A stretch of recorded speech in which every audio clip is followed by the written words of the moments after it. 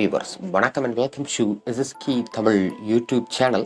உங்கள் அனைவரையும் மீண்டும் ஒரு முறை எஸ்எஸ்கே தமிழ் யூடியூப் சேனலில் சந்திக்கிறதுல மிக மகிழ்ச்சி. இந்த எஸ்எஸ்கே தமிழ் யூடியூப் சேனலில் இன்னைக்கு நம்ம பார்க்க போகிற தலைப்பு, இந்த உலகமே தீவிரமாக விவாதித்து கொண்டிருக்கக்கூடிய ஈரான் நாட்டின் உடைய அதிபர் இப்ராஹிம் ரைசி அவர்களுடைய திடீர் ஹெலிகாப்டர் விபத்து மரணத்தை பற்றி தான். இந்த நிகழ்வுக்கு பின்னால் இருக்கக்கூடிய பலகட்ட சந்தேகங்களுக்கும் இந்த வீடியோ ஒரு விடை தரக்கூடிய விஷயமா இருக்கும் நம்புறேன். வாருங்கள், நேரம் தாழ்த்தாமல் நம்மளோட கண்டென்ட்டுக்குள்ள போகலாம். ஞாயிற்றுக்கிழமை அஜர்பைஜான் நாட்டு எல்லையில் உள்ள ஒரு அணையை பார்வையிடுவதற்காக ஈரான் நாட்டு அதிபரான இப்ராஹிம் ரைசி அவர்கள் பெல் நிறுவனத்தினுடைய 212 அப்படிங்கிற ஒரு விமானத்தில் பயணம் மேற்கொண்டிருந்ததாக அந்நாட்டு அரசு ஊடகம் தெரிவிக்கிறது. அவரோடு கான்வாய், அதாவது பாதுகாப்பிற்காக 2 ஹெலிகாப்டர்களும் கூடுதலாக பயணித்திருக்கின்றன. மொத்தமாக பயணித்த 3 ஹெலிகாப்டர்களில் முன்பின் சென்ற 2 ஹெலிகாப்டர்களும் பாதுகாப்பாக தரையிறங்கியதை தொடர்ந்து இப்ராஹிம் ரைசி மற்றும் அந்நாட்டின் வெளியுறவுத்துறை அமைச்சர் ஆகியோர் இணைந்து பயணித்த ஹெலிகாப்டர் நிலை குறித்து சந்தேகம் கிளப்பப்பட்டது. அவர்களுடைய விமானம் ஒரு மிக மோசமான தரையிறங்குதலை மேற்கொண்டிருப்பதாக அந்நாட்டு அரசு ஊடகம் முறைப்படி தகவல் வெளியிட்டது. அதைத் தொடர்ந்து கிட்டத்தட்ட ஒரு 20 மணி நேரத்திற்கு அந்நாடு முழுவதும், ஏன் இந்த உலகம் முழுவதுமே ஒரு பதட்டம் தொற்றிக் கொண்டு விட்டது.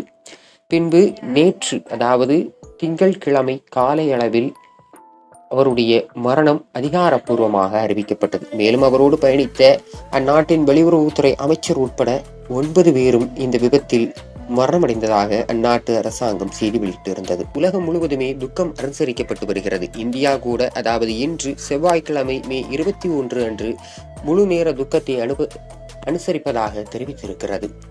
இது மிகவும் உன்னிப்பாக கவனிக்க வேண்டிய ஒரு மரணமாகவே உலகளாவிய அளவில் பார்க்கப்படுகிறது. குறிப்பாக கடந்த வாரம்தான் எங்களாலும் அணு ஆயுதத்தை தயாரிக்க முடியும் என்று இதே ஈரான் நாட்டின் அதிபர் தெரிவித்திருந்தார். இஸ்ரேல் காசா மீதான போர் குறித்து ஈரான் எப்போதும் காசாவிற்கான ஒரு ஆதரவு நிலைப்பாட்டையே எடுத்திருக்கிறது. காசாவின் விடுதலையை முழுதாக ஆதரிக்கும் ஈரான் எப்பொழுதுமே இஸ்ரேலுக்கு ஒரு தலைவலியை கொடுக்க தவறியதில்லை.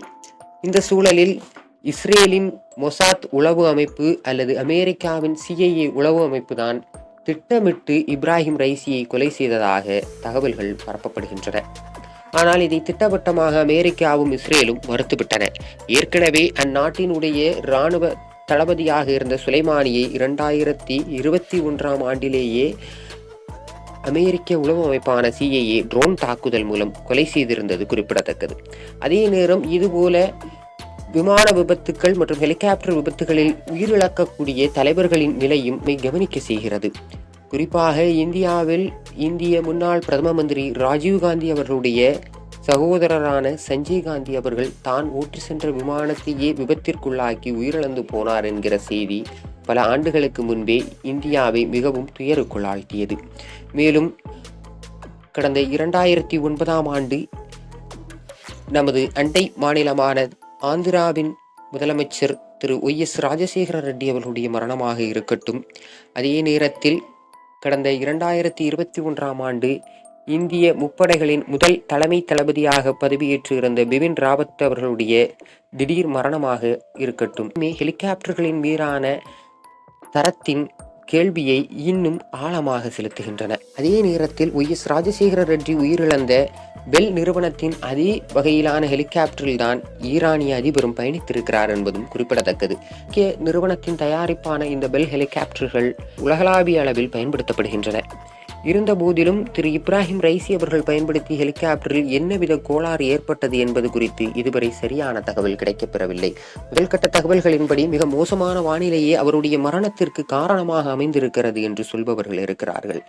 ஆனால் எது எப்படி இருந்தாலும் உலகளாவிய அளவில், குறிப்பாக காசா மீதான இஸ்ரேலின் போர் நடவடிக்கையிலும் மேலும் உலகளாவிய அளவில் தற்போது ஏற்பட்டு இருக்கும் குழப்பங்களுக்கு மத்தியிலும் ஈரான் அதிபருடைய மரணம் மிகவும் கவனமாக உற்று நோக்கப்படுகிறது.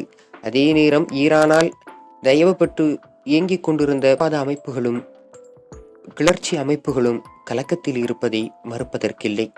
அதே நேரத்தில் உலகளாவிய அரசியல் எதை நோக்கி நகர்ந்து கொண்டிருக்கிறது என்பதையும் இந்த மரணம் நம்மை மீண்டும் ஒரு முறை உன்னிப்பாக கவனிக்க தூண்டியிருக்கிறது.